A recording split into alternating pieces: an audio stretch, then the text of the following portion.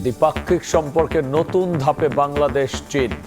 Tarique Rahman Xi Jinping বৈঠকে রোহিঙ্গা প্রত্যাবাসনে সহযোগিতার আশ্বাস।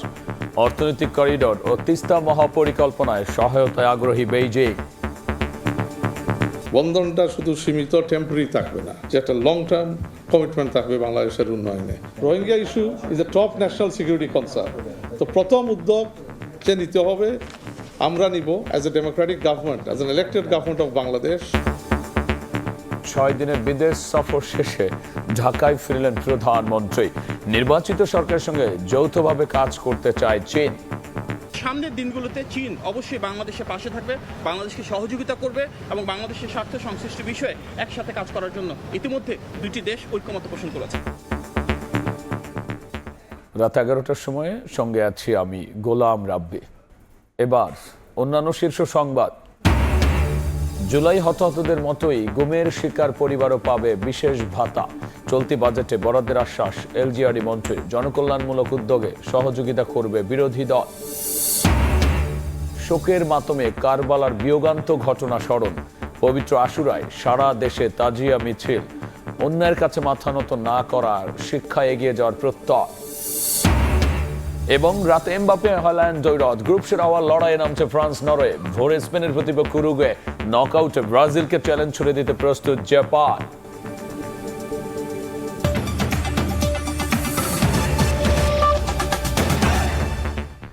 দ্বিপাক্ষিক সম্পর্কে নতুন ধাপে বাংলাদেশ চীন।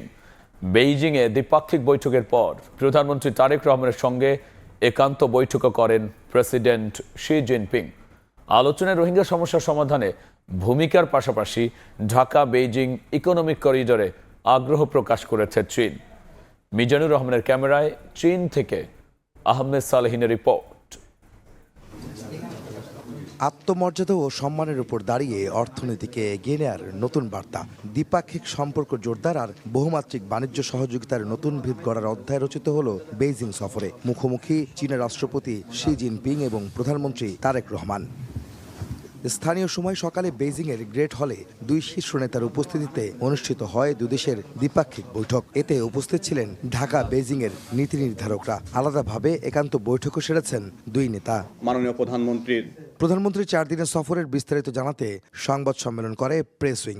বন্ধনটা শুধু সীমিত টেম্পোরারি থাকবে না, it will be a long term commitment of the People's Republic of China under the leadership of President Xi Jinping, যে একটা লং টার্ম কমিটমেন্ট থাকবে বাংলাদেশের উন্নয়নে। Rohingya issue is a top national security concern. তো প্রথম উদ্যোগ যে নিতে হবে আমরা নিব। এদিকে মিয়ানমারকে সংযুক্ত করে ঢাকা বেইজিং ইকোনমিক করিডোরে চীন আগ্রহ প্রকাশ করেছে বলেও জানান মাহাদি আমিন। বলেন, তিস্তা মহাপরিকল্পনা ও দেশের অন্যান্য নদী ব্যবস্থাপনায় চীন সহযোগিতা করতে চায়। কিভাবে বাংলাদেশ থেকে মায়ানমার এবং চীন হয়ে একটি ইকোনমিক করিডোর তৈরি করা যায়, যে ইকোনমিক করিডোরের মূল উদ্দেশ্য হবে বাংলাদেশের অর্থনীতিকে আরো ব্যাপ্তি বাড়ানো, ইকোনমিক ট্রানজ্যাকশন বাড়ানো। তিস্তা মহাপরিকল্পনা সহ পানি ব্যবস্থাপনায় চীন গুরুত্বপূর্ণ ভূমিকা রাখতে চায়। প্রধানমন্ত্রীর এই চীন সফরে অর্জন কি জানতে চাইলে উপদেষ্টা জানান, দ্বিপাক্ষিক সম্পর্ক ও অংশীদারিত্বের ভিত্তি রচনা হয়েছে এই সফরে। বাংলাদেশ এবং চীনের সম্পর্ককে একটি নতুন উচ্চতায় নিয়ে গিয়েছে এবং তার উপর ভিত্তি করে আগামীর বাংলাদেশের জন্য একটি নতুন অধ্যায় সূচিত হবে। এর আগে চীনের ঐতিহাসিক তিয়ানান মেন স্কোয়ারে যান প্রধানমন্ত্রী তারেক রহমান, যেখানে মনুমেন্ট টু দ্য পিপলস হিরোজে শ্রদ্ধা জানান বীর বিপ্লবীদের। চীনে প্রধানমন্ত্রীর 4 দিনের সফরে শুধু দ্বিপাক্ষিক সম্পর্ক উন্নয়নের বিষয় ছিল না, যেখানে ছিল ব্যবসা, বাণিজ্য এবং বিনিয়োগের ক্ষেত্রে আশ্বাস। এছাড়া রোহিঙ্গা সমস্যা সমাধানে চীন যেমন সহযোগিতা করবে, তেমনি ঢাকা, বেইজিং এবং মিয়ানমারকে একযোগে সংযুক্ত করে ইকোনমিক করিডোর করতে চায় চীন সরকার। সে প্রত্যাশা এসেছে এই সফরের মধ্য দিয়ে। আহমেদ সালেহিন, সময় সংবাদ, বেইজিং, চীন। 6 দিনের বিদেশ সফর শেষে ঢাকায় ফিরলেন প্রধানমন্ত্রী তারেক রহমান। রাত 7:45 তাকে বহনকারী চায়না সাউদার্ন এয়ারলাইন্সের ফ্লাইটটি শাহজালাল বিমানবন্দরে এসে পৌঁছায়। বিমানবন্দরে প্রধানমন্ত্রীকে অভ্যর্থনা জানান মন্ত্রী পরিষদ সদস্য দলের শীর্ষ নেতারা। পরে প্রধানমন্ত্রী উপদেষ্টা সাংবাদিকদের জানান, সরকার প্রধানের সফরে মালয়েশিয়া এবং চীনের সঙ্গে বাণিজ্যিক সম্পর্ক উন্নয়নে আলোচনা হয়েছে।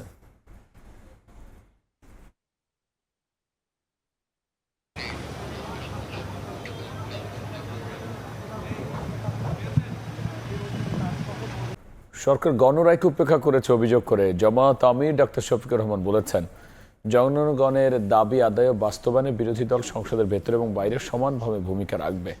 সকালে রাজধানীর আল ফলা মিলনায়তে সংবাদ সম্মেলনে তিনি এসব কথা বলেন। জানান, সরকার জনকল্যাণমূলক উদ্যোগ নিলে বিরোধী দল সহযোগিতা করবে, তবে গণবিরোধী কোনো সিদ্ধান্ত নিলে তার প্রতিবাদ এবং প্রয়োজনে প্রতিরোধ গড়ে তোলা হবে।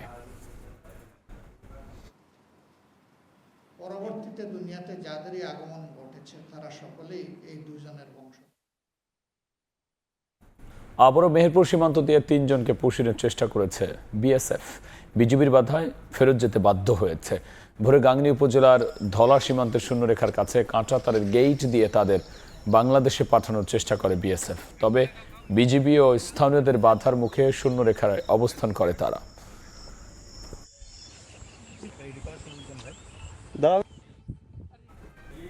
সিলেটে হযরত শাহজালাল রহমতুল্লাহ আলাইহির মাজার উন্নয়ন ও দানের টাকা ব্যবস্থাপনার স্বচ্ছতা নিশ্চিতে সমন্বিত উদ্যোগ নেওয়া হয়েছে বলে জানিয়েছেন বাণিজ্য মন্ত্রী খন্দকার আব্দুল মুক্তাদির। সকালে সিলেট সার্কিট হাউসে সভা শেষে কথা বলেন মন্ত্রী।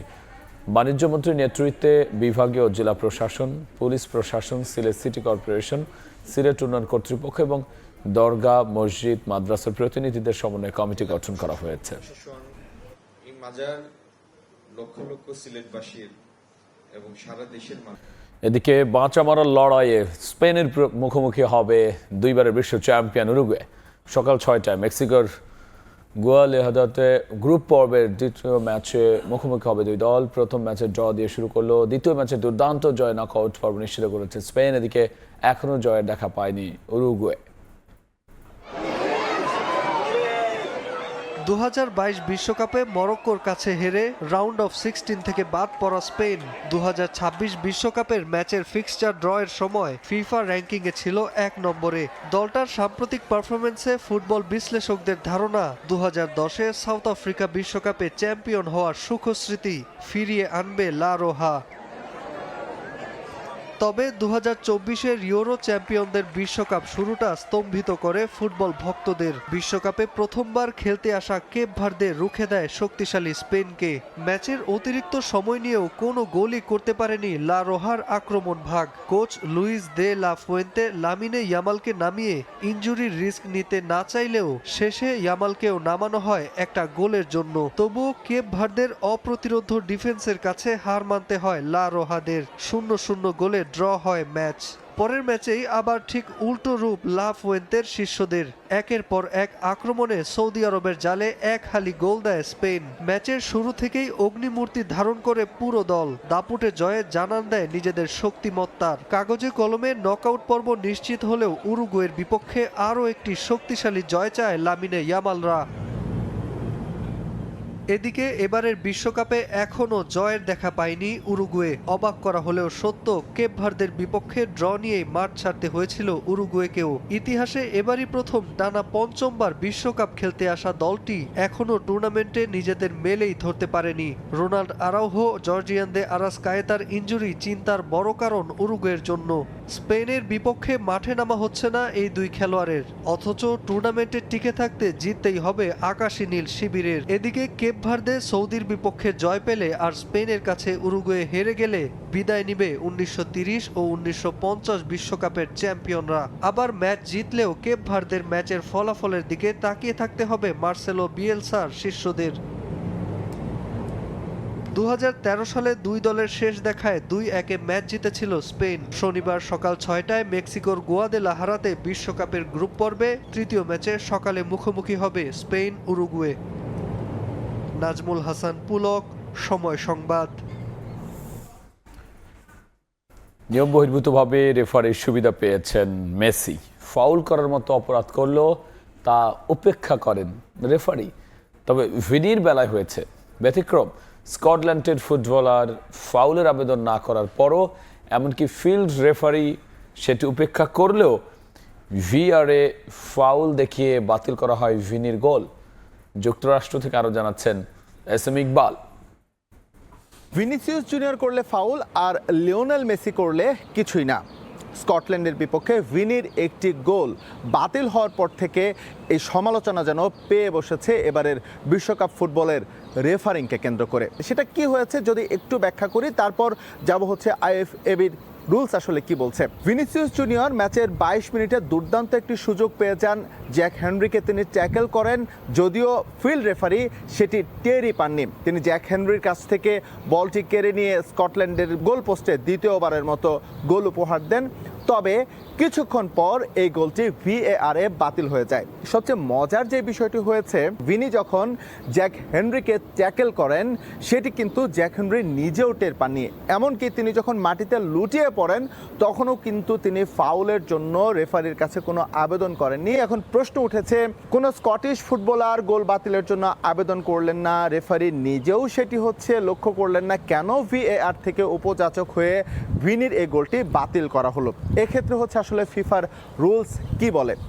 আমরা যদি ফিফার ফাউল রুলসের ক্ষেত্রে যাই, সেই ক্ষেত্রে দেখা যায় যে কোনো ধরনের অবৈধ ট্যাকেল, সেটা ট্রিপিং হতে পারে, সেটা পুশিং হতে পারে, জাম্পিং হতে পারে, সেগুলো কিন্তু ফাউল হিসেবে গণ্য করা হয়। আর কার্ডের ক্ষেত্রে সাধারণত যখন আমরা এক্সেসিভ প্রেশার যেখানে ইউজ করা হয় সেখানে সাধারণত কার্ড দেওয়া হয়ে থাকে। ভিনির এই ফাউলটি আসলে এই পর্যায়ের ফাউল ছিল না যেটিকে রেফারি সেভাবে গণ্য করতে পারেন। তবে যেহেতু এটি গোল হয়ে গিয়েছে, যার কারণে VAR থেকে তাৎক্ষণিকভাবে সিদ্ধান্ত নেওয়া হয় এবং এটি চেক করা হয়। কারণ আমরা এবারের বিশ্বকাপে দেখছি গোল স্কোরিংয়ের ক্ষেত্রে যতটা স্বচ্ছতা আনা যায় ততটাই কিন্তু রাখার চেষ্টা করছে ফিফা। পক্ষান্তরে মেসির ক্ষেত্রে তাহলে কি হলো? মেসি যেটা আলজেরিয়ার অধিনায়কের ক্ষেত্রে যেটি করেছিলেন, নিঃসন্দেহে সেটা ফাউল ছিল।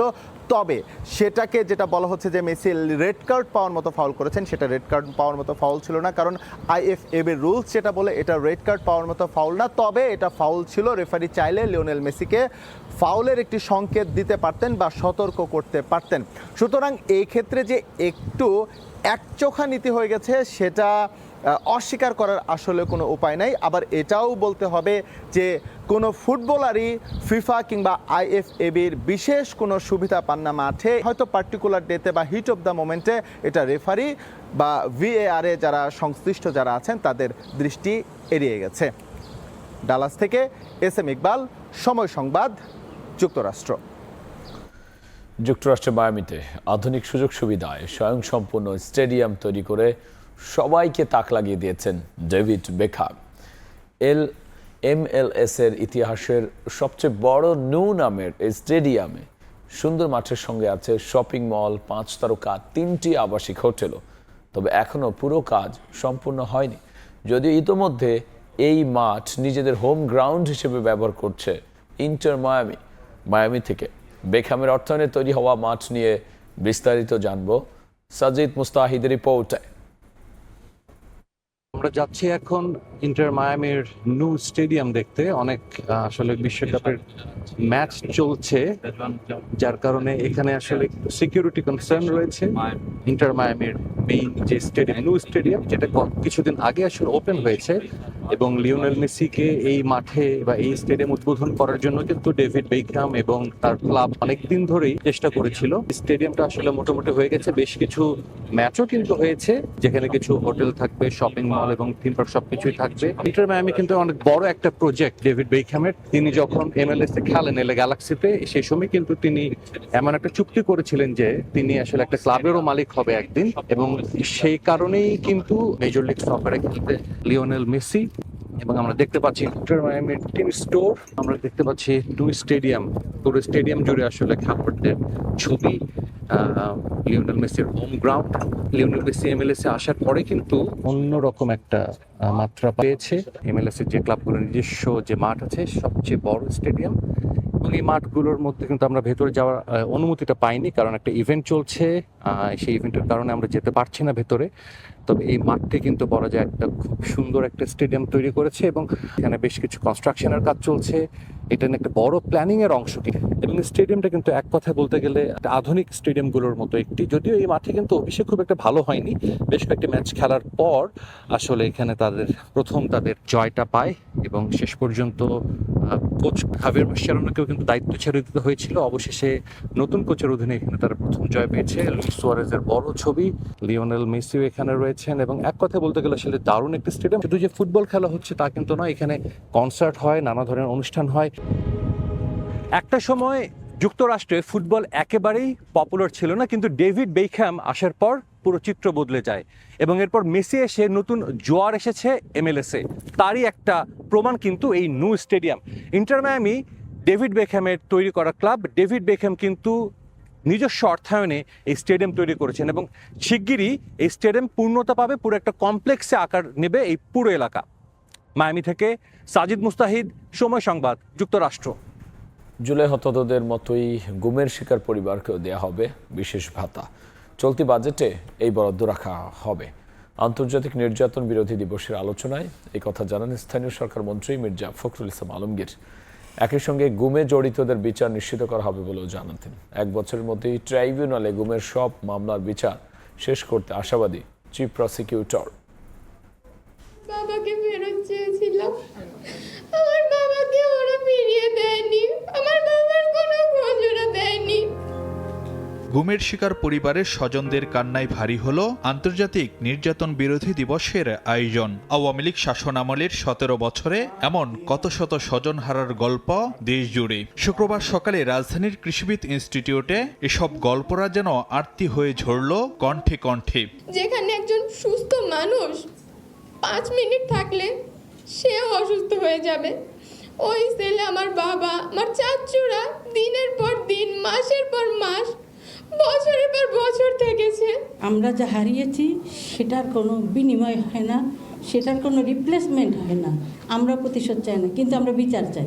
প্রথম দাবি অ্যাকাউন্টেবিলিটি, যারা এর সাথে জড়িত ছিল তাদের দৃষ্টান্তমূলক শাস্তি, এবং আমরা যারা ভিকটিম আছি তাদের একটি রাষ্ট্রীয় স্বীকৃতি। কেউ হারিয়েছেন বাবা, কারো ভাই, কারো স্বামী, আবার কারো সন্তান। গুমের শিকার পরিবারের সদস্যদের নিয়ে গড়ে ওঠা সংগঠন মায়ের ডাক রাজপথ থেকে বিচারের দাবি নিয়ে গেছে আদালতে। আন্তর্জাতিক অপরাধ ট্রাইব্যুনালের চিফ প্রসিকিউটরের আশা 1 বছরের মধ্যে নিষ্পত্তি হবে এসব মামলার। আর গুমের শিকার পরিবারের জন্য বিশেষ সংসদীয় কমিটি গঠনের পরামর্শ দেন ডেপুটি স্পিকার। যারা ভিকটিম আছেন এবং মেম্বার অফ পার্লামেন্ট আছেন, তারা অফকোর্স অন্যান্য মেম্বার অফ পার্লামেন্টের সাথে কথা বলে সংসদে একটা সংসদীয় স্পেশাল কমিটি করতে হবে। ন্যায় বিচার সুনিশ্চিত করার জন্য ট্রাইব্যুনালের সংখ্যা বাড়ানোর দাবি আসছে, বাজেট বাড়ানোর দাবি আসছে। আমাকে যদি আল্লাহ 1 বছর বাঁচিয়ে রাখে, এই 1 বছরের মধ্যে অন্তত মায়ের ডাকের যে গুম বা অপহরণের শিকার যে পরিবারগুলো, এই 1 বছরের মধ্যে সমস্ত বিচার আমি ইনশাল্লাহ শেষ করব। আওয়ামী লীগ শাসনামলে রাজনৈতিক গুম নির্যাতনের ভয়াবহতা তুলে ধরেন স্থানীয় সরকার মন্ত্রী ও বিএনপি মহাসচিব মির্জা ফখরুল ইসলাম আলমগীর। জানান, ভাতা পাবে ভুক্তভোগী পরিবার। আমি বিশ্বাস করি একে একে প্রত্যেকটা ধারা পড়বে, প্রত্যেকের বিচার হবে। যদি মুক্তিযোদ্ধাদের ভাতা দেওয়া হয়, জুলাই যোদ্ধাদের ভাতা দেওয়া হয়, তাহলে গুম হয়ে পরিবারগুলোকে কেন ভাতা দেওয়া হবে না? অবশ্যই ভাতা দিতে হবে, এবং সেটা আমরা এই বাজেটেই তার প্রভিশন রাখার ব্যবস্থা করব। স্থানীয় সরকার মন্ত্রী বলেন, গুমের মতো অপরাধের আর পুনরাবৃত্তি চায় না সরকার। আমরা আর এই গুম হয়ে যাওয়া ঘটনাগুলোর সঙ্গে সম্পৃক্ত হতে চাই না। ফারুক ভিয়া, রবিন, সময় সংবাদ, ঢাকা। ভারতের পশ্চিমবঙ্গ থেকে অবৈধ বাংলাদেশিদের ফেরত পাঠানোর দাবি নাকচ করে স্বরাষ্ট্রমন্ত্রী বলেছেন, এ পর্যন্ত দেশটি থেকে একজনকে পুষিন হতে দেয়নি সরকার। সেখানে অবৈধভাবে বাংলাদেশি থাকলে পররাষ্ট্র মন্ত্রণালয়ের মাধ্যমে তালিকা দেওয়ার আহ্বান তার। বলেন, ভারতে গ্রেফতার ওসমান হাদির হত্যাকারীদের ফেরত এনে তদন্তের পর দ্রুতই চার্জশিট দেওয়া হবে।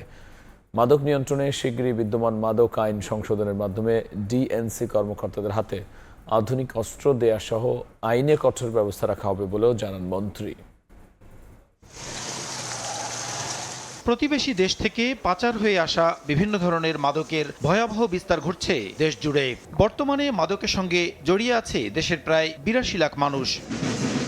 এমন বাস্তবতায় দেশব্যাপী পালন করা হলো মাদকদ্রব্যের অপব্যবহার ও অবৈধ পাচার বিরোধী আন্তর্জাতিক দিবস। শুক্রবার সকালে রাজধানীর রমনা পার্কের সামনে থেকে মাদক বিরোধী এক বর্ণাঢ্য শোভাযাত্রা বের করা হয়। পরে উসমানী স্মৃতি মিলনায়তনে অনুষ্ঠানে স্বরাষ্ট্রমন্ত্রী সালাউদ্দিন আহমদ বলেন, মাদক নিয়ন্ত্রণে শিগগিরই আইন সংশোধনের মাধ্যমে ডিএনসি কর্মকর্তাদের আধুনিক অস্ত্র দেয়া হবে।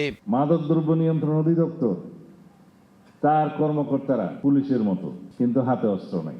যুগোপযোগী মাদকদ্রব্য নিয়ন্ত্রণ আইনের সংশোধন, তাতে তাদেরকে অস্ত্র দেয়া হবে, আধুনিক অস্ত্র দেয়া হবে। প্রত্যেকটা ডিস্ট্রিক্টে একটা উন্নত ল্যাবরেটরি স্থাপনের প্রস্তাব আমরা করি। অনুষ্ঠান শেষে সাংবাদিকদের প্রশ্নের জবাবে মন্ত্রী বলেন, ওসমান হাদির হত্যাকারী হিসেবে ভারতে গ্রেপ্তার 3 জনকে ফেরত এনে তদন্ত শেষে চার্জশিট দেওয়ার কাজ করছে সরকার। শহীদ ওসমান হাদির হত্যাকারীদের মধ্যে 3 জন ভারত সরকার গ্রেফতার করেছে। আশা করি তাদেরকে আমরা ফেরত পাবো। তদন্ত সম্পন্ন করে আমরা যথাযথভাবে চার্জশিট প্রদান করতে পারবো। এদিকে ভারতের পশ্চিমবঙ্গ থেকে অবৈধ বাংলাদেশিদের ফেরত পাঠানোর দাবি নাকচ করে মন্ত্রী জানান, এখন পর্যন্ত একজনকেও পুশিন হতে দেওয়া হয়নি। আমাদের কাছেও আপনাদের এই যে সংখ্যা উল্লেখ করছেন সেরকম কোনো সংখ্যা নাই। আমরা একজনকেও পুশিন হতে দেয়নি। সেখানে অবৈধভাবে বাংলাদেশি থাকলে তাদের পরিচয় শনাক্ত করার পর দেশটির পররাষ্ট্র মন্ত্রণালয়ের মাধ্যমে তালিকা দেওয়ার পরামর্শ দেন স্বরাষ্ট্রমন্ত্রী। পররাষ্ট্র মন্ত্রণালয়ের মাধ্যমে তাদের তালিকা যেন প্রদান করে। প্রসূন আশিস, সময় সংবাদ, ঢাকা। রোহিঙ্গাদের ভবিষ্যৎ নিশ্চিতে আরও শক্তিশালী বৈশ্বিক সহায়তার আহ্বান জানিয়েছেন UNHCR এর শুভেচ্ছাদূত তাহসান খান। কক্সবাজারের রোহিঙ্গা শিবির পরিদর্শনে তিনি তরুণদের সঙ্গে কথা বলেন এবং তাদের অদম্য মনোবল, শিক্ষা ও দক্ষতা অর্জনের প্রচেষ্টার প্রশংসা করেন। সুজাউদ্দিন রুবেলের রিপোর্ট। কক্সবাজারের রোহিঙ্গা আশ্রয় শিবিরে দিনব্যাপী সফর করেন UNHCR এর শুভেচ্ছাদূত তাহসান খান। সফরের শুরুতে তিনি রোহিঙ্গা তরুণ তরুণীদের সঙ্গে মতবিনিময় করেন। দীর্ঘদিন ধরে বাস্তুচ্যুত জীবনের কঠিন বাস্তবতার মধ্যেও কিভাবে তারা ভবিষ্যতের স্বপ্ন আঁকড়ে ধরে আছেন সেই গল্প শুনেন তিনি। আলোচনায় রোহিঙ্গা তরুণরা তুলে ধরেন নিরাপত্তাহীনতা, ভবিষ্যৎ নিয়ে অনিশ্চয়তা এবং প্রতিদিনের নানা চ্যালেঞ্জের কথা। তাহসান খান বলেন, দীর্ঘদিন বাস্তুচ্যুত জীবন কাটিয়েও রোহিঙ্গা তরুণদের স্বপ্ন দেখা ও এগিয়ে যাওয়ার মানসিকতা অনুপ্রেরণাদায়ক। ইন্টারন্যাশনাল কমিউনিটি বলতে আসলে সেই সব দেশের মাথা যারা আসলে ডিসিশন নিয়ে প্রেশার ক্রিয়েট করতে পারবে মায়ানমার গভর্নমেন্টের উপরে, যে you have to create a situation back in your country where they feel safe to go back. 2019 সাল থেকে শরণার্থীদের কথা মানুষের কাছে পৌঁছে দিতে UNHCR এর কার্যক্রমে যুক্ত হন তাহসান খান। 2021 সালে তাকে শুভেচ্ছা দূত হিসেবে নিয়োগ দেয় UNHCR। সুজাউদ্দিন রুবেল, সময় সংবাদ, কক্সবাজার। পবিত্র আশুরায় শোকের মিছিলে কারবালার বিয়োগান্ত ঘটনা স্মরণে মাতম। পুরান ঢাকার হোসেনি দালান থেকে বের হয় ঐতিহ্যবাহী তাজিয়া মিছিল। প্রতীকীভাবে তুলে ধরা হয় কারবালা প্রান্তের মর্মান্তিক দৃশ্য ও ইয়াজিদের নির্মমতা।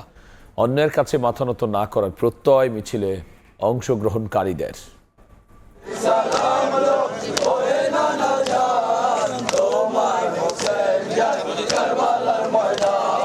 1400 বছর পেরিয়ে গেলেও কারবালার শোক যেন আজও অম্লান। সত্য ও ন্যায়ের পক্ষে দাঁড়িয়ে ইমাম হুসাইন রাদিয়াল্লাহু আনহু ও তার সঙ্গীদের আত্মত্যাগের স্মরণে 10 মুহররম শুক্রবার সকালে রাজধানীর পুরান ঢাকার হোসেনি দালান থেকে বের হয় তাজিয়া মিছিল।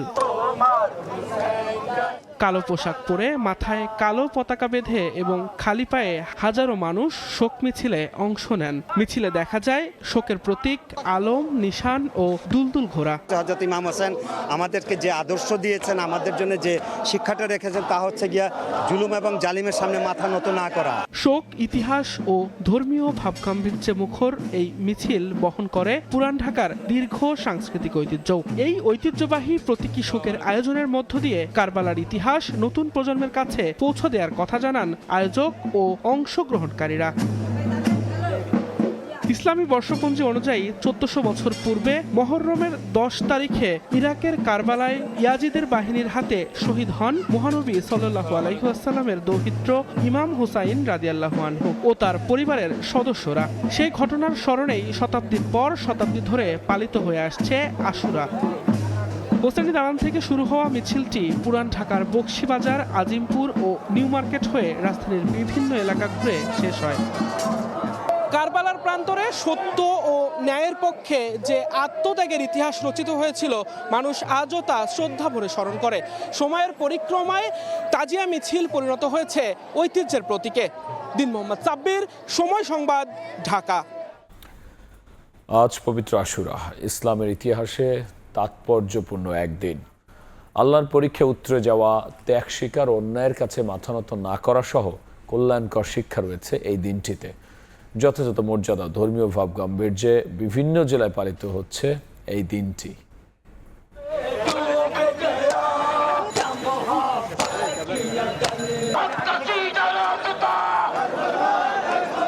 কালো পোশাক পরে শোকের মিছিল, কারবালার বিয়োগান্তর ঘটনা স্মরণ করে মাতম। পবিত্র আশুরা উপলক্ষে শুক্রবার বিকেলে চট্টগ্রাম নগরীর পাহাড়তলী ঝাউতলা থেকে সুন্নি সম্প্রদায়ের পক্ষ থেকে বের করা হয় শোক মিছিল। এতে অংশ নেন হাজারো ধর্মপ্রাণ মুসলমান। দীর্ঘ 1 কিলোমিটার জুড়ে চলে শোক মিছিল। এর আগে সকালে নগরীর সদরঘাটের শিয়া মসজিদ থেকে কালো পতাকা নিয়ে বের হওয়া শোক মিছিলে অংশ নেন শত শত মানুষ। অংশগ্রহণকারীরা বলেন, কারবালা প্রান্তরে ইমাম হোসেনের আত্মত্যাগ মুসলিম বিশ্বের জন্য হয়ে আছে চিরন্তন প্রেরণার উৎস। অন্যায়ের কাছে মাথা নত না করার শিক্ষায় এগিয়ে যাওয়ার প্রত্যয় জানান তারা। যে জালিম হবে তাকে আমরা ঘৃণা করব, তাকে আমরা প্রতিরোধ করব, এবং যে মজলুম হবে তাকে আমরা সাহায্য করব, সহযোগিতা করব, সেই যে ধর্মেরই হোক। খুলনা নগরীর আলতাপল লেনের আঞ্জুমানে পাঞ্জাতনী থেকে বের হয় শোক মিছিল। ন্যায়, সত্য ও ত্যাগের আদর্শ ধারণের প্রত্যয় ব্যক্ত করেন ধর্মপ্রাণ মুসল্লিরা। রাজশাহীর শিয়া মসজিদ থেকে বের হয় তাজিয়া মিছিল। নগরীর বিভিন্ন সড়ক প্রদক্ষিণ করে মিছিলটি। অন্যায়ের কাছে মাথা নত নয়, জুলুমের কাছে কখনো শিকার নাই, বশ্যতা শিকার নয়, এবং চরম সত্য যেখানে উপস্থিত হবে সেখানে জীবনের কোনো মূল্য নাই, সত্যের জন্য অটল হয়ে দাঁড়িয়ে থাকা। যশোরে পবিত্র আশুরা উপলক্ষে শোকাবহ তাজিয়া মিছিল হয়েছে। শহরের বিভিন্ন স্থান ঘুরে মিছিলটি মুরলি মোড়ে ইমামবাড়ায় গিয়ে শেষ হয়। মানিকগঞ্জের ইমামবাড়াগুলোতে কারবালার শোকাবহ স্মৃতি ধারণ করে মাতম করেন শিয়া ধর্মাবলম্বীরা। অংশ নেন আশপাশের কয়েক জেলার হাজার হাজার মানুষ। বের করা হয় তাজিয়া মিছিল। শহীদের কাছে তাকে জন্য মাতম করতেছি, তাকে জন্য দোয়া খায়ার করতেছি। বাড়ি বাড়ি ধারে ধারে ঘুরি, শহীদের প্রচার করি, জারি করি, এই তাই শোক পালন করি আমরা সেটাই।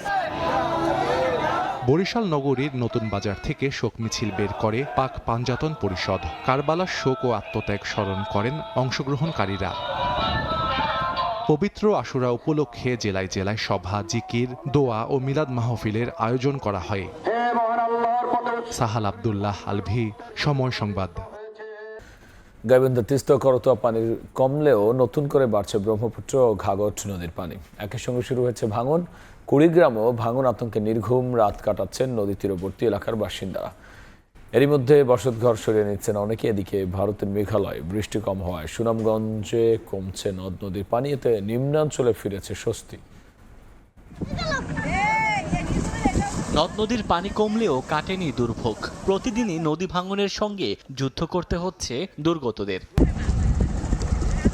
গাইবান্ধার ফুলছড়ি উপজেলার বিভিন্ন এলাকার চিত্র এমন। গত কয়েকদিনে তিস্তা ও করতোয়ার পানি কমলেও বেড়েছে ব্রহ্মপুত্র ও ঘাঘট নদীর পানি। সেই সঙ্গে তীব্র হচ্ছে ভাঙন, নতুন করে বিলীন হচ্ছে ভিটেমাটি। দুর্গত এলাকার মানুষের দাবি, বর্ষার আগে ভাঙন রোধে অনুরোধ জানালেও তোয়াক্কা করেনি প্রশাসন। পানি বাড়তিছে, নাহলে 5-7 দিন হলো, আরো বাড়বে। এটা পানির সময়, পানি বাড়লে আরো বেশি ভাঙবে নদী।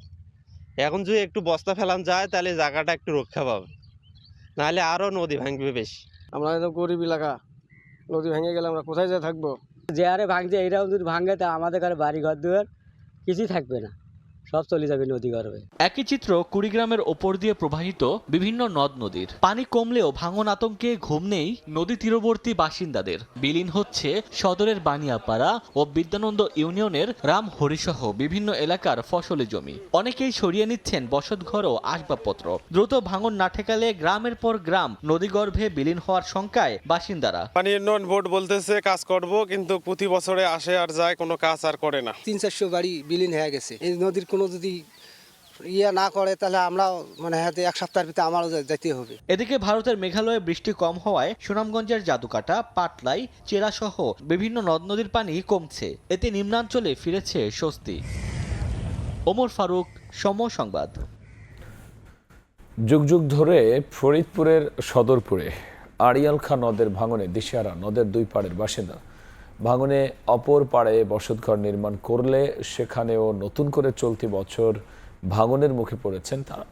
সম্প্রতি নদটি থেকে বালু উত্তোলন করতে অবৈধভাবে ড্রেজিং মেশিন বসিয়েছে স্থানীয় প্রভাবশালী ব্যক্তি। এতে নতুন করে তীব্র ভাঙন আতঙ্কে স্থানীয়রা। ব্যবস্থা নেওয়ার আশ্বাস দিয়েছে উপজেলা প্রশাসন। শিখদের সজলে পাঠানো তথ্য, ছবি নিয়ে রিপোর্ট। একই চিত্র কুড়িগ্রামের ওপর দিয়ে প্রবাহিত বিভিন্ন নদ নদীর। পানি কমলেও ভাঙন আতঙ্কে ঘুম নেই নদী তীরবর্তী বাসিন্দাদের। বিলীন হচ্ছে সদরের বানিয়াপাড়া ও বিদ্যানন্দ ইউনিয়নের রামহরিসহ বিভিন্ন এলাকার ফসলি জমি। অনেকেই সরিয়ে নিচ্ছেন বসতঘর ও আসবাবপত্র। দ্রুত ভাঙন না ঠেকালে গ্রামের পর গ্রাম নদীগর্ভে বিলীন হওয়ার শঙ্কায় বাসিন্দারা। অব্যাহত ভাঙনে বিপর্যস্ত ফরিদপুরের সদর উপজেলার চরমানাইর ইউনিয়নের আমির খাকান্দি গ্রামের নদী পাড়ের বাসিন্দারা। এরই মাঝে স্বার্থান্বেষী মহলের তৈরি এক কৃত্রিম সংকট আরও বিপন্ন করে তুলেছে তাদের জীবন।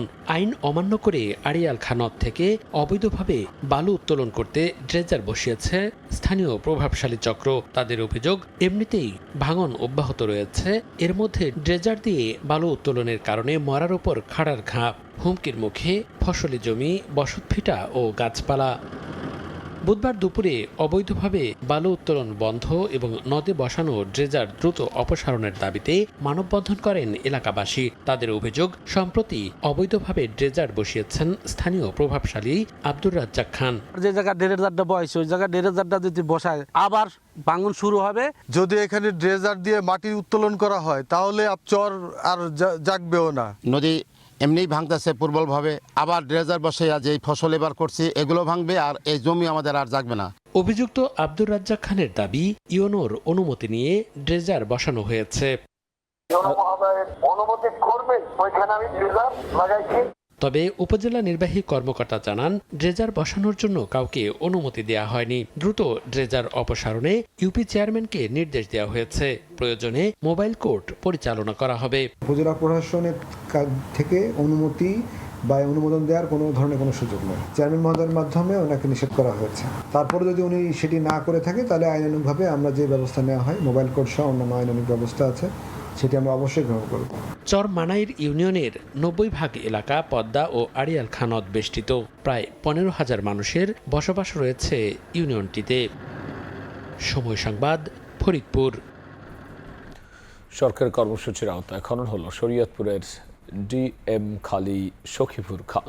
এতে মৃতপ্রায় হয়ে পড়া খালে এসেছে পানির প্রবাহ। সেচ নির্ভর কৃষি সম্প্রসারণের পরিকল্পনা করছেন কৃষক। বিএম ইশরাফিলের তথ্য ও মিলন খানের ছবিতে বিস্তারিত।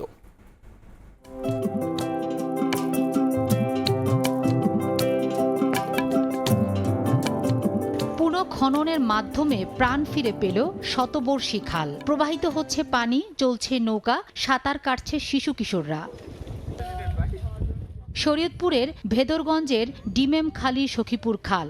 স্থানীয়রা জানান, স্লুইস গেট নির্মাণ এবং রক্ষণাবেক্ষণের অভাবে খালে বন্ধ হয়ে যায় পানির স্বাভাবিক প্রবাহ। ধীরে ধীরে প্রাণহীন হয়ে পড়তে থাকে শত বছরের পুরনো এই খালটি।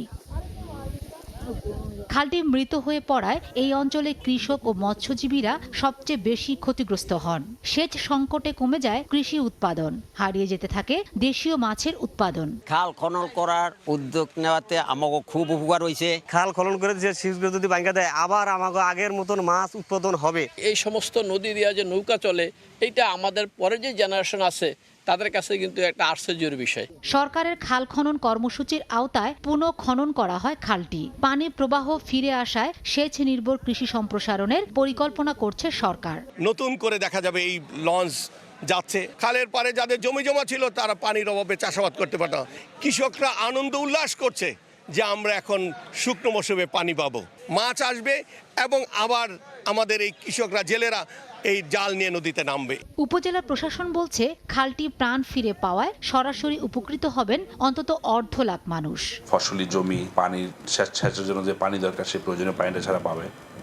আর স্থানীয় যে নৌযান যেগুলো আছে, সে যে নৌযানগুলো এতদিন নাব্যতার কারণে চলতে পারতো না, সেই নৌযানগুলো চলতে পারবে। ডিএম খালি সখীপুর খালের দৈর্ঘ্য অন্তত 4 কিলোমিটার। সময় সংবাদ, শরীয়তপুর। মাদারীপুরের ডাসারে একটি সেতুর জন্য ভোগান্তিতে 12 গ্রামের অন্তত 40,000 মানুষ। তাদের পারাপারের জন্য একমাত্র ভরসা বাঁশের তৈরি সাঁকো। বর্ষা মৌসুমে স্কুল কলেজের শিক্ষার্থী থেকে শুরু করে শিশু কিশোর কিংবা বৃদ্ধ সবাই পড়েন চরম দুর্ভোগে। অসুস্থ রোগীকে হাসপাতালে নিতে বাড়ে বিড়ম্বনা। কৃষিপণ্য পরিবহনে হচ্ছে ভোগান্তি। স্থানীয়দের অভিযোগ, আশ্বাসেই আটকে আছে সমাধান। যদিও গুরুত্ব বিবেচনায় শীঘ্রই সেতু নির্মাণের কথা জানিয়েছে এলজিইডি। সাথে দাকনের তোলা ছবিতে দেখব সঞ্জয় কর্মকার অভিজিতের রিপোর্ট। দল বেঁধে স্কুল কলেজে যাচ্ছে শিক্ষার্থী। খালের উপর সেতু নয়, একমাত্র ভরসা বাঁশের তৈরি সাঁকো। ঝুঁকি নিয়ে পারাপার হচ্ছে শিশু কিশোররাও। মাদারীপুরের ডাসার উপজেলার নবগ্রাম ইউনিয়নের শশীকর চৌমোহনী এলাকার এই চিত্র দীর্ঘদিনের। এক পাশে পাকা সড়ক, অন্য পাশে কাঁচা রাস্তা, মধ্যখানে নেই খালের উপর কোনো সেতু। এলাকাবাসীর অর্থায়নে নির্মিত বাঁশের সাঁকোই একমাত্র ভরসা। প্রতিদিন এই সাঁকো দিয়ে 1 থেকে 1,500 মানুষ যাতায়াত করেন। কৃষিপণ্য পরিবহনে ভোগান্তি পোহাতে হয় চাষিদের। অসুস্থ রোগী নিয়ে হাসপাতালে যেতে পারে চরম ভোগান্তি। যারা বাচ্চা তারা খুবই কষ্ট হয়, আর বুড়া যারা তারা তো পারেই না, মাঝে মাঝে নৌকায় করেও তাদের নিতে হয়। প্রেগনেন্ট মা তাদের কাঁধে কইরা হাসপাতালে কিংবা ওই ক্লিনিকে নেওয়া হয়। বাজারে ধান পান আনতে আমাদের খুবই কষ্ট হয়। আমরা এই বৃষ্টির জন্য দীর্ঘদিন বিভিন্ন দপ্তরে আমরা আবেদন করেছি, কিন্তু আজ পর্যন্ত তা আলোর মুখ দেখেনি। সেতু নির্মাণে দ্রুত ব্যবস্থা নেওয়ার আশ্বাস এলজিইডির। আশা করি আগামী 4-5 মাসের ভিতরে এটা বাস্তবায়ন প্রক্রিয়া যেতে পারবো। ঝুঁকিপূর্ণ এই সাঁকো দিয়ে যাতায়াত করেন পশ্চিম শশীকর, নৈয়ারবাড়ি, পিরারবাড়ি, মুসুরিয়া, বড় খালপার, কমলাপুর, রামশিল, ধামুসা, খিলোগ্রাম ও চলবল সহ 12টি গ্রামের অন্তত 40,000 মানুষ। মাদারীপুর ও গোপালগঞ্জের সীমানাবর্তী এলাকা হওয়ায় দীর্ঘদিনেও উন্নয়নের ছোঁয়া লাগেনি এখানে। বারবার শুধু আশ্বাসের বাণীতেই আটকে আছে সেতু নির্মাণের কার্যক্রম। তবে কি কখনোই আলোর মুখ দেখবে না এই সেতু নির্মাণ? সেটি এখন এলাকাবাসীর বড় প্রশ্ন। সঞ্জয় কর্মকার, অভিজিৎ, সময় সংবাদ, মাদারীপুর। চট্টগ্রামে আলাদা ঘটনায় সেপটিক ট্যাঙ্কে বিষাক্ত গ্যাসে আক্রান্ত হয়ে 4 জনের মৃত্যু হয়েছে। এতে এলাকায় নেমে এসেছে শোকের ছায়া। দুপুরে রাউজানের নোয়াপাড়া ইউনিয়নের ঝিকুটি পাড়ায় রতন ডাক্তারের নির্মাণাধীন বাড়ির সেপটিক ট্যাঙ্কে কাজ করতে নেমে মারা যান 2 নির্মাণ শ্রমিক। নিহতরা হলেন রাউজানের কচুখাইন এলাকার প্রদীপ দাস এবং বোয়ালখালীর কচুরখিল এলাকার সমীরণ দাস। অন্যদিকে নগরীর ধনিয়ালা পাড়ার লাকি ম্যানশন এলাকায় সেপটিক ট্যাঙ্ক পরিষ্কার করতে গিয়ে আরও 2 জনের মৃত্যু হয়। তাদের মরদেহ চট্টগ্রাম মেডিকেলের মর্গে রাখা হয়েছে।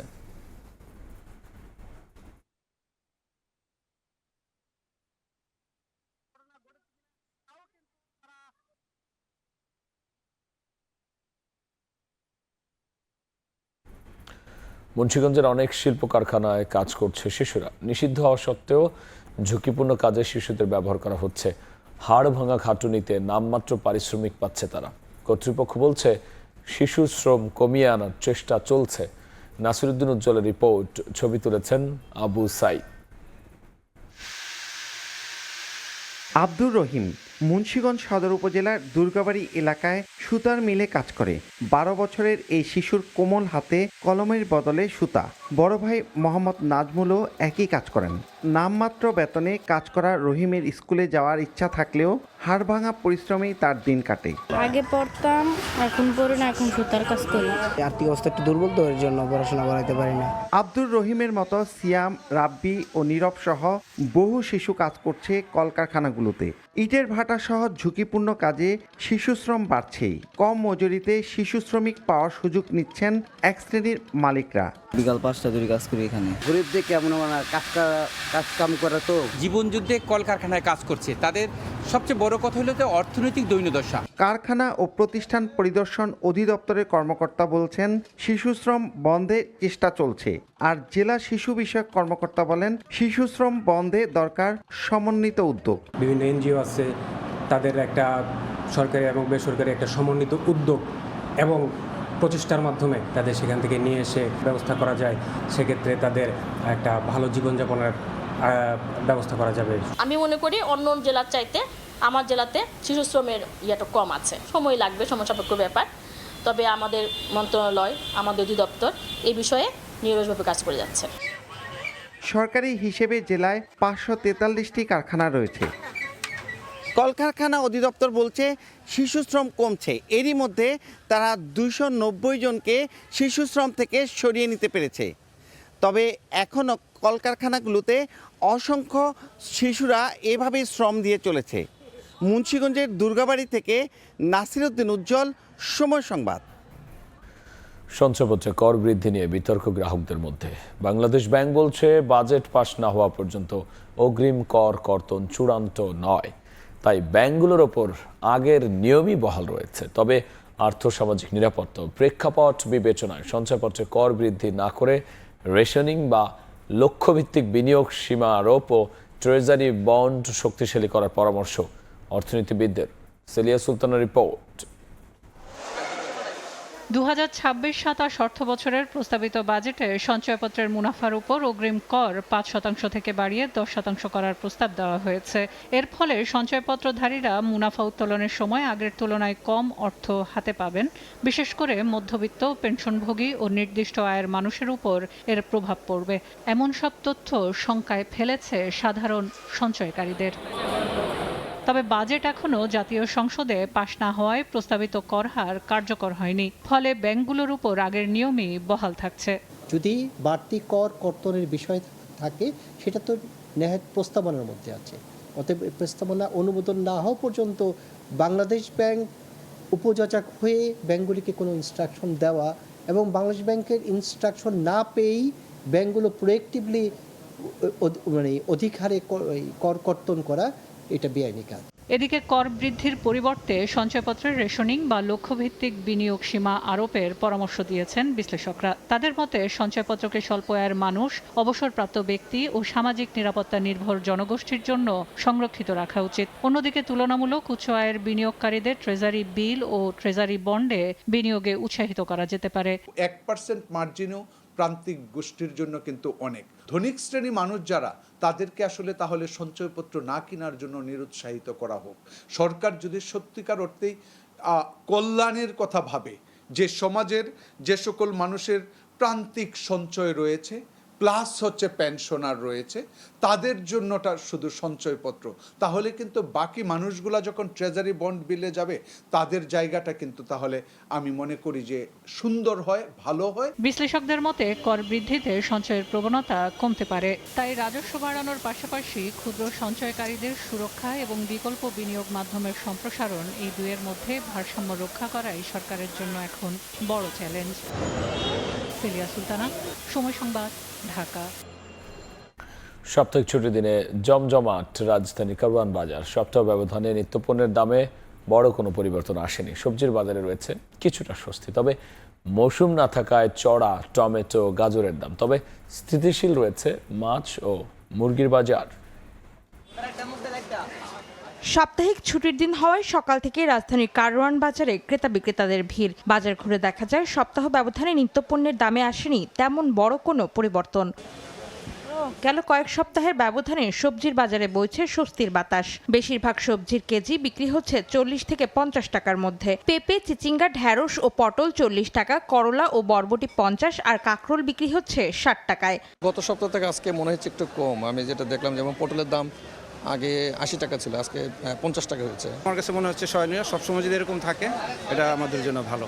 বাজার পরিস্থিতি মোটামুটি ভালো, সবকিছুর দাম কম পাচ্ছি। এদিকে মৌসুম না থাকায় বেড়েছে টমেটো ও গাজরের দাম। বিক্রেতাদের দাবি সরবরাহ কম থাকায় গাজরের কেজি 100 আর টমেটো বিক্রি হচ্ছে 240 টাকায়। পটল, বরবটি, ভেন্ডি, উস্তা, করলা এগুলো 40 থেকে 45-50 টাকার ভিতরে আছে। তারপরে নতুন নতুন আরও ফুলকপি, বাঁধাকপি এগুলো 60-70 টাকা।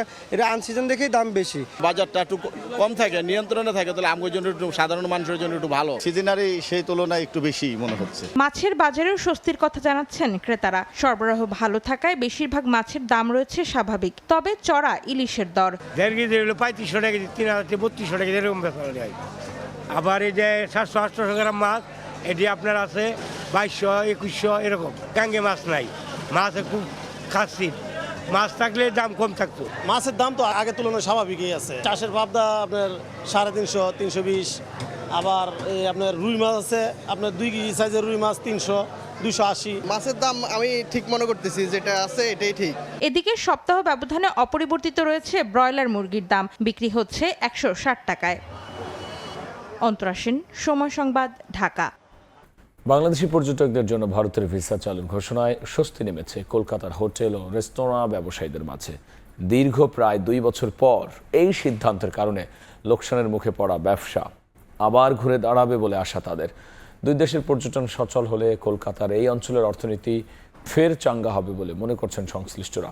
সুব্রত আচার্য রিপোর্ট, ছবি তুলেছেন বিশ্বজিৎ দাস।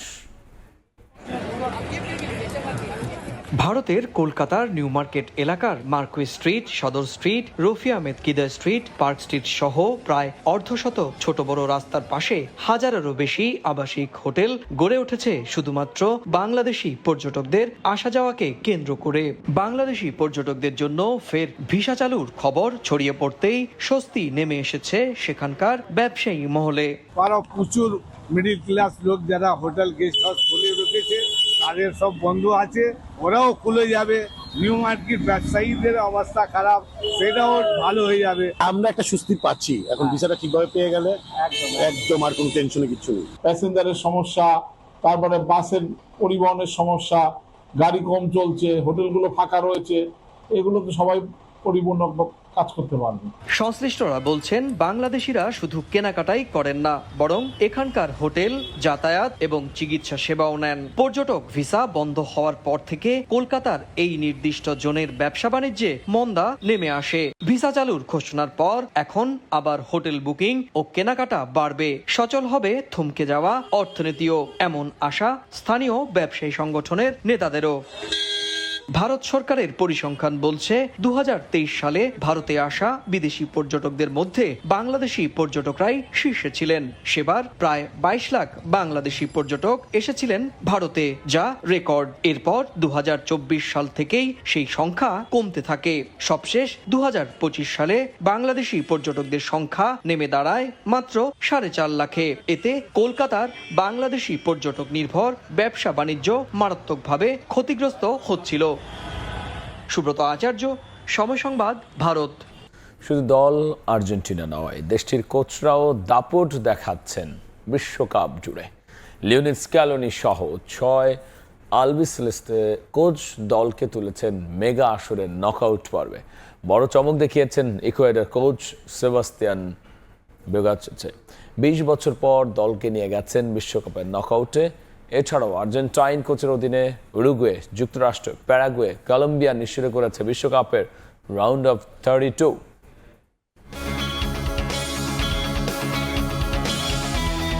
জার্মান ইকুয়েডর ম্যাচে রেফারি যখন শেষ বাঁশি বাজালো, তখন নিউ ইয়র্কের নিউ জার্সি স্টেডিয়ামে উন্মাদ ইকুয়েডর কোচ সেবাস্তিয়ান বেকাচেচে কখনো গ্যালারিতে থাকা স্ত্রীর কপালে চুমু খাচ্ছেন, কখনো লাফিয়ে উঠছেন শিষ্যদের কাঁধে। করবেন না বা কেন? 20 বছরের অপেক্ষার অবসান ঘটিয়ে দলকে নিয়ে গেছেন বিশ্বকাপের নকআউট পর্বে। 8-10 জন ফুটবল ভক্ত হয়তো এই আবেগ অনুভব করতে পারবে না, তবে কোটি ইকুয়েডর সমর্থকদের কাছে যেন আকাশ ছোঁয়ার সমান। তাই দেশটিতে ঘোষণা করা হয়েছে একদিনের সরকারি ছুটি। ইকুয়েডরকে এই পর্যায়ে নিয়ে যাওয়া কোচ সেবাস্তিয়ান একজন আর্জেন্টাইন। 2018 সালে আলবিসেলেস্তে কোচ হোর্হে সাম্পাওলির সহযোগী ছিলেন তিনি। পেশাদার ফুটবল না খেললেও কোচ হিসেবে চমক দেখিয়েছেন। চিলির দায়িত্ব নিয়ে দলটিকে জিতিয়েছেন কোপা আমেরিকা, ইকুয়েডরকে বিশ্বকাপে কোয়ালিফাই করানো, এরপর নকআউট পর্ব নিশ্চিত করে জন্ম দিয়েছেন মহাকাব্যের। আর্জেন্টাইন কোচের মহাকাব্যিক অভিযাত্রার সেরা কাণ্ডারি লিওনেল স্ক্যালোনি। অবশ্য তিনিও কাজ করেছেন সেবাস্তিয়ান বেকাচেচের সঙ্গে। নানা কারণে দুই কোচের পথ গেছে দুই দিকে, দুজনই লিখে যাচ্ছেন মহাকাব্যিক ইতিহাস। স্ক্যালোনি অমরত্ব নিয়েছেন 2022 সালে বিশ্বকাপে আলবিসেলেস্তেদের 36 বছরের বিশ্বকাপ খরা কাটিয়ে। আরও একবার বিশ্বমঞ্চে নকআউট পর্বে নিয়ে গেছেন দলকে। এবারও শিরোপার অন্যতম দাবিদার লিওনেল মেসিরা। আর্জেন্টাইন কোচদের এমন কৃতিত্ব এই বিশ্বকাপে আছে আরও। ক্লাব ফুটবলে সফল মৌরিসিও পচেত্তিনি বিশ্বকাপের স্বাগতিক যুক্তরাষ্ট্রের দায়িত্ব নিয়ে চমক দেখিয়েছেন, দলকে নিয়ে গেছেন নকআউট পর্বে। আর্জেন্টিনার আরও এক কাণ্ডারি মার্সেলো বিয়েলসা উরুগুয়েকে নিয়ে গেছেন নকআউট পর্বে। যদিও তার কোচিং নিয়ে বিশ্বকাপের মাঝেই ক্ষোভ প্রকাশ করেছেন ফুটবলাররা। অতিরিক্ত অনুশীলন করানোয় তার উপর ক্ষুব্ধ শিষ্যরা। তাছাড়াও বিভিন্ন ম্যাচে গেম প্ল্যান নিয়ে মতবিরোধ দেখা গেছে কোচ ও ফুটবলারদের মাঝে। তবে তার অধীনে আরও একবার বিশ্বকাপে নকআউট পর্ব নিশ্চিত করেছে দুইবারের বিশ্ব চ্যাম্পিয়নরা। লাতিন আমেরিকার আরও দুই দেশ প্যারাগুয়ে ও কলম্বিয়া আস্থা রেখেছে আর্জেন্টাইন কোচের উপর। গুস্তাভো আলফারো প্যারাগুয়ের দায়িত্ব নিয়ে দলকে কোয়ালিফাই করেছেন নকআউট পর্বে। আর্জেন্টাইন কোচ নেস্ত্রো লরেনজো মাস্টারমাইন্ড কলম্বিয়ার নকআউট পর্ব নিশ্চিতের মিশনে। তারেক হাসান শিমুল, সময় সংবাদ। রোববার অদ্ভুত এক ম্যাচের সাক্ষী হতে পারে ফুটবল বিশ্ব, যেখানে জয় ছাপিয়ে বেশি গুরুত্বপূর্ণ হয়ে দাঁড়াতে পারে হার কিংবা ড্র। বলা হচ্ছে অস্ট্রিয়া আলজেরিয়া ম্যাচের কথা। বিশ্বকাপের নতুন নিয়মের কারণে তৈরি হয়েছে এমন পরিস্থিতি ফিরে আসতে পারে 1982 সালের কুখ্যাত ডিসগ্রেস অফ গিজনের স্মৃতি।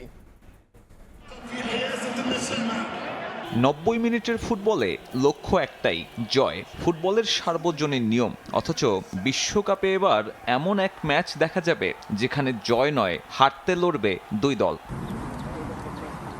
না ম্যাচ ফিক্সিং নয়, বরং নিজেদের লাভের জন্য এমনটা করতে চাইবে যে গ্রুপের দুই দল, অস্ট্রিয়া আর আলজেরিয়া। গ্রুপ পর্বের একেবারে শেষ ম্যাচে মুখোমুখি হবে তারা। ততক্ষণে নিশ্চিত হয়ে যাবে রাউন্ড অফ 32-তে তাদের ভাগ্য। 8 গ্রুপ থেকে পরের রাউন্ডে যাবে প্রতিটা গ্রুপের সেকেন্ড রানার আপ। অস্ট্রিয়া আলজেরিয়ার 3 পয়েন্ট করে থাকায় অনেকটাই এগিয়ে সে সমীকরণে। তবে আর্জেন্টিনার গ্রুপে দ্বিতীয় হলেই ঝামেলা। খেলতে হবে এইচ গ্রুপের সম্ভাব্য চ্যাম্পিয়ন স্পেনের বিরুদ্ধে। আলজেরিয়ার সঙ্গে ড্র করলেও লাভ হবে না অস্ট্রিয়ার। জর্ডানের বিপক্ষে হেড টু হেডে দুই দলেরই জয়, গোল ব্যবধানে এগিয়ে অস্ট্রিয়া। তাই স্পেনকে এড়াতে হলে একমাত্র উপায় আলজেরিয়ার কাছে হার। আর তৃতীয় হয়ে রাউন্ড অফ 32-তে উঠলে সম্ভাব্য প্রতিপক্ষ সুইজারল্যান্ড। লা রোহাদের তুলনায় সহজ প্রতিপক্ষ হওয়ায় দুই দলই চাইবে এমন সহজ পরীক্ষা।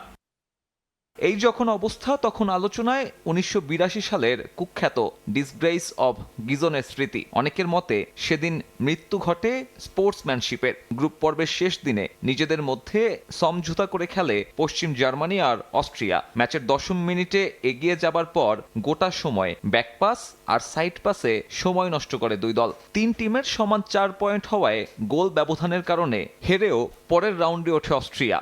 আর তাতে কপাল পড়ে প্রথমবারের মতো বিশ্বকাপ খেলতে আসা আলজেরিয়ার। মূলত এরপর থেকেই গ্রুপ পর্বের শেষ দিনের ম্যাচগুলো একই সময়ে আয়োজনের সিদ্ধান্ত নিয়েছে ফিফা। তবে এবারের 48 দলের সমীকরণ আবারও স্মৃতি ফেরাচ্ছে ওই গিজনের। কানসাসেও কি তাহলে আবারও মঞ্চস্থ হচ্ছে একই চিত্রনাট্য? সাব্বির মিথুন, সময় সংবাদ। বিশ্বকাপে আর্জেন্টিনা দলের প্রতি সমর্থন জানিয়ে মুন্সিগঞ্জে আয়োজন করা হয়েছে প্রীতি ফুটবল ম্যাচ। সমর্থকদের সঙ্গে ফুটবল খেলায় অংশ নিয়েছেন ঢাকায় নিযুক্ত আর্জেন্টিনার রাষ্ট্রদূত মার্সেলো কার্লোস সেসা। তার সঙ্গে ম্যাচ খেলার সুযোগ পেয়ে উচ্ছ্বসিত স্থানীয় সমর্থকরা। এই সময় রাষ্ট্রদূত আশা প্রকাশ করে বলেছেন, একদিন বিশ্বকাপে খেলবে বাংলাদেশও। মুন্সিগঞ্জ প্রতিনিধি নাসিরউদ্দিন উজ্জ্বলের পাঠানো তথ্য ছবিতে বিস্তারিত রিপোর্টে। বাংলাদেশের সমর্থকদের একটা বড় অংশের হৃদয় জুড়ে লিওনেল মেসির আর্জেন্টিনা। কাতার বিশ্বকাপের মতো এবারের বিশ্বকাপেও দেশের বিভিন্ন প্রান্তে নানা আয়োজনে আলবিসেলেস্তেদের প্রতি ভালোবাসা প্রদর্শন করে আসছেন সমর্থকরা। যেখানেই এমন আয়োজন সেখানেই ছুটে যান আর্জেন্টিনার রাষ্ট্রদূত। এবার প্রীতি ম্যাচে অংশ নিতে মুন্সিগঞ্জে ছুটে গেলেন বাংলাদেশে নিযুক্ত আর্জেন্টিনার রাষ্ট্রদূত মার্সেলো কার্লোস সেসা। বিকেলে মুন্সিগঞ্জের শিমুলিয়া ঘাট সংলগ্ন পদ্মা পাড়ে স্থানীয়দের সঙ্গে একটি প্রীতি ফুটবল ম্যাচে অংশ নেন তিনি। ম্যাচ শেষে পদ্মা নদী ও পদ্মা সেতুর মনোরম পরিবেশ ঘুরে দেখেন রাষ্ট্রদূত। মেসি মার্টিনেজদের প্রতি বাংলার মানুষের এই ভালোবাসায় আবেগ আপ্লুত হয়ে পড়েন তিনি। এ সময় কার্লোস সেসা আশা প্রকাশ করে বলেন, একদিন বিশ্বকাপের মঞ্চে দাপট দেখাবে বাংলাদেশও। এখানে সবার সঙ্গে একসঙ্গে সময় কাটাতে পেরে আমি সত্যিই আনন্দিত। বাংলাদেশের মানুষের এই ভালোবাসায় আমি মুগ্ধ। আশা করি বাংলাদেশ ফুটবল দলও একদিন বিশ্বকাপে অংশ নেবে এবং ভালো পারফর্ম করবে। প্রীতি ফুটবল ম্যাচকে ঘিরে শিমুলিয়া ঘাট এলাকায় উৎসব মুখর পরিবেশের সৃষ্টি হয়। স্থানীয়রা আর্জেন্টিনার রাষ্ট্রদূতের সঙ্গে খেলায় অংশ নিতে পেরে উচ্ছ্বাস প্রকাশ করেন। সময় সংবাদ, মুন্সিগঞ্জ। বিশ্বকাপ ফুটবল নিয়ে এখন সবার আবেগ, উন্মাদনা, উচ্ছ্বাস এখন তুঙ্গে। সেটিকে আরও ছড়িয়ে দিতে বহুজাতিক প্রতিষ্ঠান ইউনিলিভারের জনপ্রিয় ব্র্যান্ড লাইফ বয় রাজশাহীতে আয়োজন করেছে দুদিনের লাইফ বয় ফ্যান ফেস্ট। ফুটবল সংশ্লিষ্ট ব্যতিক্রমে ও বৈচিত্র্যময় এই আয়োজনে অংশ নিয়ে দারুণ উচ্ছ্বসিত ফুটবল প্রেমীরা। আব্দুল সালামের ছবিতে মওদুদ রানা রিপোর্ট। বিশ্বকাপের রঙে রঙিন পুরো দেশ। The greatest show on earth উপলক্ষে রাজশাহীতে বৈচিত্র্যময় আয়োজন। হ্যান্ডওয়াশ ঢেলে পুরো মাঠটিকে করা হয়েছে পিচ্ছিল। সেই পিচ্ছিল গ্রাউন্ডে ভারসাম্য ধরে রেখে 3টি বল মিনি গোলবারে পাঠাতে পারলেই মিলছে আকর্ষণীয় পুরস্কার। এই আয়োজনের নাম দেয়া হয়েছে স্লিপ ইন স্কোর। আছাড় খেয়েও বল জালে জড়ানোর অনাবিল আনন্দে মেতেছেন ফুটবল প্রেমীরা।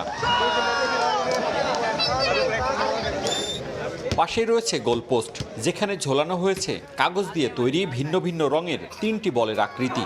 হেডের মাধ্যমে সেই কাগজের বলে স্পর্শ করতে পারলেই হচ্ছে গোল, যার নাম দেওয়া হয়েছে হেড টু ফ্রেশনেস। এর ঠিক পাশেই পায়ের শটে নির্দিষ্ট দূরত্বে রাখা ঝুড়িতে বল ফেলার খেলা স্পিন অফ স্প্ল্যাশ। এসবে অংশ নিচ্ছেন শত শত তরুণ তরুণী। এখানে ফেস পেইন্ট আছে এবং গোল বলাটা খুবই মজাদার ছিল। হেডটা যদিও আমি পারি নাই, কিন্তু চেষ্টা করছি প্রায় সবগুলোতেই করার, ইনভলভ হওয়ার। প্রত্যেকটা ইভেন্টই অনেক বেশি এক্সাইটিং এন্ড মজার। মানুষের সাথে দেখা হচ্ছে, এই যে খেলা খেলতেছি বা বিভিন্ন ইভেন্টে মানে পার্টিসিপেট করতেছি, ভালো লাগছে। টাইপ বয়ের এই ইভেন্টটা উন্মাদনাকে আরো বাড়িয়ে দিচ্ছে, আনন্দকে বহুগুণে বাড়িয়ে দিচ্ছে। লাইফ বয় এমন একটা আয়োজন করেছে যে মানুষ শুধু স্ক্রিনের মধ্যে না, স্ক্রিনের বাইরেও মানে ফিজিক্যালি প্রেজেন্ট থেকে একটা মানে আলাদা একটা উৎসবে যুক্ত করতে পারছে নিজেকে।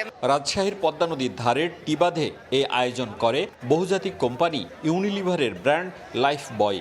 লাইফ বয় সাবান কিনে লাইফ বয় ফ্যানফেস্ট বা লাইফ বয় ভক্তদের উৎসব নামের এই আয়োজনে অংশ নেন ফুটবল প্রেমীরা। মেতে ওঠেন 6টি ভিন্নধর্মী ফুটবল সংশ্লিষ্ট আয়োজনে। বিজয়ীরা জিতে নেন নিজেদের প্রিয় দলের জার্সি সহ নানা উপহার। এখানে অংশগ্রহণ করে একটা জার্সি গিফট পাইছি খেলায় অংশগ্রহণ করে।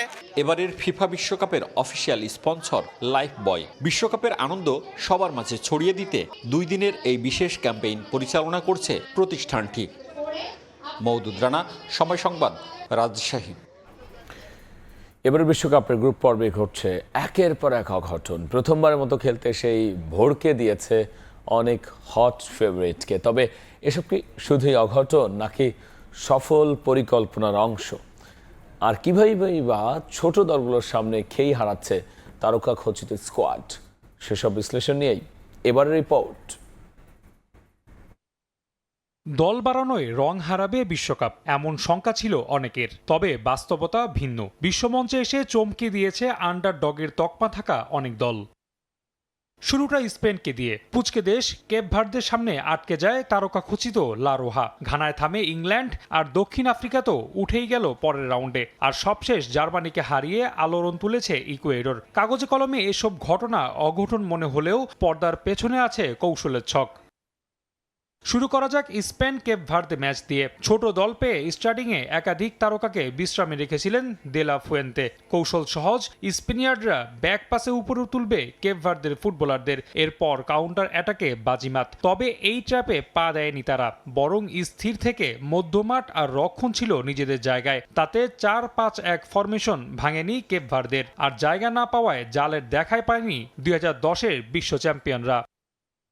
একই কৌশলে ইংল্যান্ড বধ ঘানার। ডিফেন্স ব্লক করে রেখে আটকে দেয় সুযোগ। কেপ ভার্দের মতো তারাও ইংল্যান্ডের ট্র্যাপে পা দিয়ে প্রেস করতে যায়নি। পরিসংখ্যান বলছে দুই দলই শুরুতে প্রতিপক্ষকে অনেক বেশি পাস খেলতে দিয়েছে, অযথাই বল কেড়ে নেওয়ার চেষ্টা করেনি। তবে ম্যাচের শেষ দিকে জয়ের সুযোগ নিতে কিছুটা বেশি প্রেস করেছে তারা।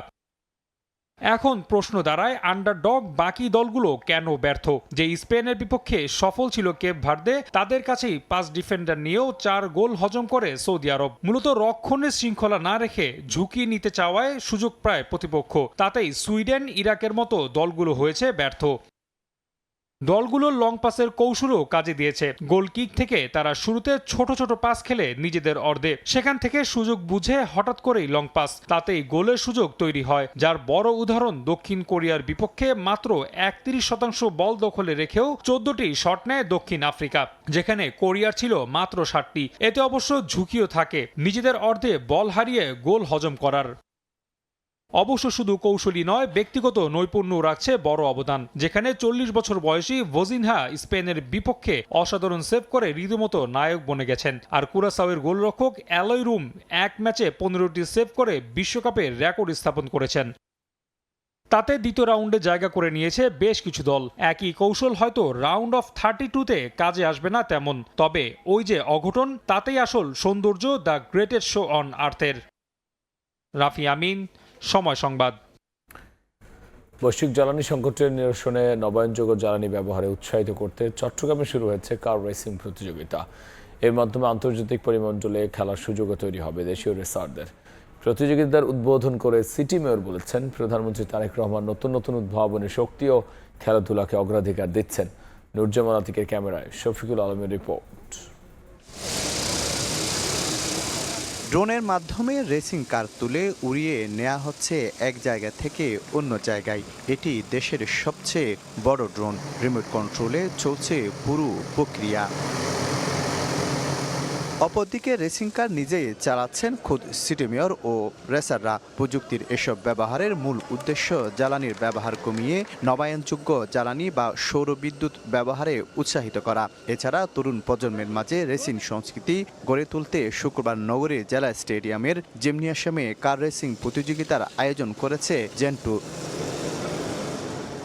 ফিতা কেটে এর উদ্বোধন করে মেয়র বলেন, তরুণদের উদ্ভাবনী শক্তিতে বেশি গুরুত্ব দিচ্ছে প্রধানমন্ত্রী। আমাদেরকে অবশ্যই এগুলোকে উৎসাহিত করতে হবে। আমরা যদি উৎসাহিত না করি তাহলে আলটিমেটলি গিয়ে আমাদের যে ইয়াং জেনারেশন তারা কিন্তু বেশি দূরে এগোতে পারবে। থাইল্যান্ড, মালয়েশিয়া, শ্রীলঙ্কা, পাকিস্তানে খুবই জনপ্রিয় এই খেলা। ফুটবল ও ক্রিকেটের মতো এই খেলাকে জনপ্রিয় করে আন্তর্জাতিক পর্যায়ে বাংলাদেশকে তুলে ধরতে এমন আয়োজন। অনেকে চায় যে রেসিংটাকে ক্রিকেট ফুটবলের মতো ক্যারিয়ার হিসাবে নেওয়ার জন্য, কিন্তু আনফর্চুনেটলি আমাদের বাংলাদেশে আপনার কোনো প্ল্যাটফর্ম নেই যেখানে হচ্ছে ওরা নিজেদেরকে প্রেজেন্ট করতে পারবে। গো কার্টে আমরা সোলারকে পাওয়ার হিসেবে ইউজ করেছি, সৌরবিদ্যুৎ ব্যবহার করেছি। আমরা কনভেনশনাল যে ডিজেল, পেট্রোল, গ্যাসোলিন ইঞ্জিন এগুলোর বিকল্প হিসেবে আমরা নবায়নযোগ্য শক্তি। জেন্টুর আয়োজনে এই টুর্নামেন্টে 32টি দল অংশ নিয়েছে। পরে উপজেলা ও জেলা পর্যায়েও এই খেলা ছড়িয়ে দেওয়ার কথা জানান আয়োজকরা। শফিকুল আলম, সময় সংবাদ, চট্টগ্রাম। এ পর্যায়ে শীর্ষ সংবাদ জানিয়ে দিচ্ছি আরও একবার। সম্পর্কের নতুন ধাপে বাংলাদেশ চীন। তারেক শি বৈঠকে রোহিঙ্গা প্রত্যাবাসনের সহযোগিতার আশ্বাস। তিস্তা মহাপরিকল্পনা আগ্রহ। বিদেশ সফর শেষে ঢাকায় প্রধানমন্ত্রী। জুলাই হতাহতদের মতোই গুমের শিকার পরিবারও পাবে বিশেষ ভাতা। চলতি বাজেটে বরাদ্দের আশ্বাস এলজিআরডি মন্ত্রীর। জনকল্যাণমূলক উদ্যোগে সহযোগিতা করবে বিরোধী দল।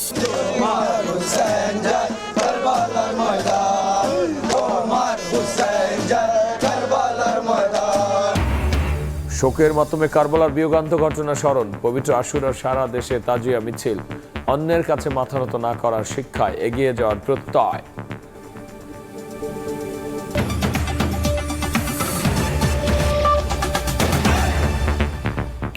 এই ছিল রাত 11টার সময়। দর্শক, বিশ্বকাপ ফুটবলের মহাযজ্ঞ সরাসরি সম্প্রচার করছে সময় টেলিভিশন। দেখতে চোখ রাখুন সময়ের পর্দায়। এরপর প্রবাসের সময় নিয়ে আবারও আসছে কিছুক্ষণ পর। সঙ্গেই থাকুন সময়।